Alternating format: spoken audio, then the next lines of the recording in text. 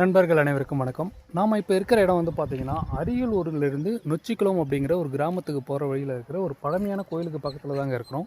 இந்த கோயிலுடைய பேரே வந்து பார்த்திங்கன்னா காசி விஸ்வநாதர் டெம்பிள் தான். இது எந்த அளவுக்கு சேதமடைஞ்சிருக்குது பாருங்கள். இந்த அளவுக்கு பயங்கரமாக சேதமடைஞ்சிருக்கு. இந்த கோயில் இருக்கிற இடம் வந்து பார்த்திங்கன்னா இங்கே இருக்குது பாருங்கள். இது அரியலூர் டவுனு. அரியலூர் டவுன்லேருந்து நொச்சிக்குளம் அப்படிங்கிற ஊருக்கு போகிற வழியில் தாங்க இந்த கோயில் இருக்குது. ஆக்சுவலாக இந்த கோயிலுடைய சுவர்கள் எல்லாமே வந்து பார்த்திங்கன்னா நல்லா பயங்கரமாக டேமேஜ் ஆகிருக்குங்க.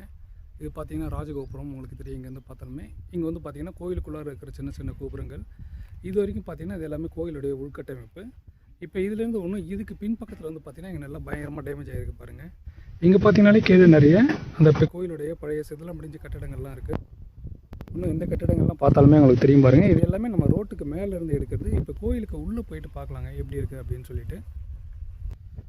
கோயிலுக்கு போகிற வழியே பயங்கரமாக டேமேஜ் ஆகிருக்குங்க.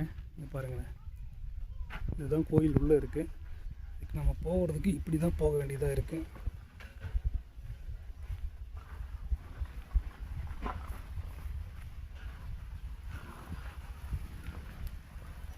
கோயிலுடைய ராஜகோபுரம் இருக்கிற இடம் ஃபுல்லுமே வந்து டேமேஜ் ஆகிருக்கு. இதுக்கு ஆப்போசிட்லேயே ஒரு குளம் ஒன்று இருக்குது. இந்த கோயிலுடைய சூட்டில் வந்து ஏதாவது அடையாளங்கள் இருக்குதான்னு சொல்லிட்டு பார்க்குறேன். இதில் ஆனால் ஒன்றும் காணோம். எந்த காலகட்டத்தில் எந்த மன்னர்கள் கட்டியிருப்பாங்க, ஏதாவது மன்னர்களுடைய அந்த கொடியின் அடையாளங்கள் ஏதாவது இருக்குதான்னு பார்க்குறேன். ஒன்றும் தெரியல. பாருங்கள் எந்தளவுக்கு டேமேஜ் ஆகிருக்கு பாருங்கள். இப்போ நிறைய இதெல்லாம் எதுக்கு நான் முழுசாக சொல்கிறேன் அப்படின்னு சொல்லிட்டு பார்த்தீங்கன்னா, அமெரிக்கா போன்ற நாடுகளில் இப்போ போய் அங்கே செட்டில் ஆனவங்க அவங்களுக்கான அடையாளத்தை வந்து பார்த்திங்கன்னா செயற்கையாக உருவாக்குறாங்க.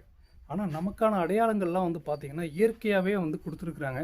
நம்மளுடைய முன்னோர்கள் மூலியமாகவே நமக்கு இயற்கையாக அந்த அடையாளங்கள்லாம் கிடச்சிருக்குது. ஆனால் இது எல்லாமே வந்து பார்த்திங்கன்னா நம்ம சரியான முறையில் பராமரிக்காமல் நம்ம அதை வந்து இழந்துக்கிட்டு வந்துட்டுருக்குறோம்.